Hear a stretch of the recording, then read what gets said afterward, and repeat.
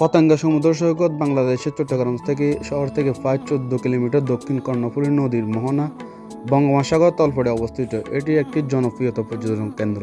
এর ইতিহাস মূলত চট্টগ্রাম বন্দর নদীপথের বাণিজ্যিক কার্যক্রম এবং সামরিক গুরুত্বের সাথে গভীরভাবে যুক্ত। প্রাকৃতিক সৌন্দর্য ও ভৌগোলিক অবস্থানের কারণে দীর্ঘকাল ধরেই পরিচিত হলেও আধুনিক পর্যটন কেন্দ্র হিসেবে বিকাশ ঘটে পরবর্তীতে।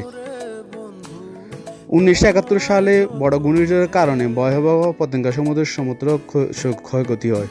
পরবর্তীতে ক্ষয় রোধে এবং সরকারের কাছে সৈকত জুড়ে কংক্রিট বাঁধ, বড় পাথর ব্লক স্থাপন করা হয়।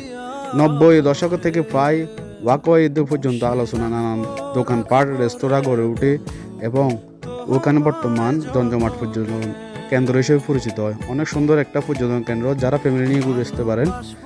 এটি মূলত আপনি কি পতেঙ্গা সমুদ্র সৈকতে যাতায়াতের ব্যবস্থা কিংবা আশেপাশের দক্ষিণ ও দর্শনীয় গুলগুতে এ সম্পর্কে জানতে চান, এই ভিডিও ব্লগ মাধ্যমে জানা হলো। পতেঙ্গা সমুদ্র সৈকত একটি গুরুত্বপূর্ণ নৌযান পতেঙ্গা এলাকা ঐতিহাসিকভাবে চট্টগ্রাম বন্দর জলপথে সামুদ্রিক কার্যক্রমের কৌশলগত ছিল।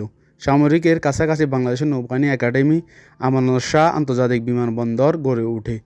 এলাকাটি কৌশলগত গুরুত্ব বৃদ্ধি পেয়েছে। অনেক একটা পর্যটন সুন্দর কেন্দ্র। আপনি ফ্যামিলি পরিবার সহজে নিয়ে ঘুরে আসতে পারেন। পর্যটক কেন্দ্র চট্টগ্রাম পতেঙ্গা সমুদ্র সৈকত। এখানে আছে বড় বড় জাহাজ, নঙ্গর, স্পিডবোট, দুই পাশে ঘোড়া এবং ছোট ছোট মোটরসাইকেল গাড়ি। তবে সাবধানের সাথে আপনি ফ্যামিলি নিয়ে জীবনযাপন করতে পারেন। স্পিডবোটে একটা বড় এক ধরনের দুর্ঘটনা ঘটতে পারে, তাই ওই দুর্ঘটনা কবলিত এড়িয়ে যাবেন। সবাইকে ধন্যবাদ এই ভিডিওটা আমার ব্লগ করার জন্য, এবং এই ভিডিওতে আরও জানতে পারবেন বিস্তারিত। আমার সাথেই থাকুন। আমার এই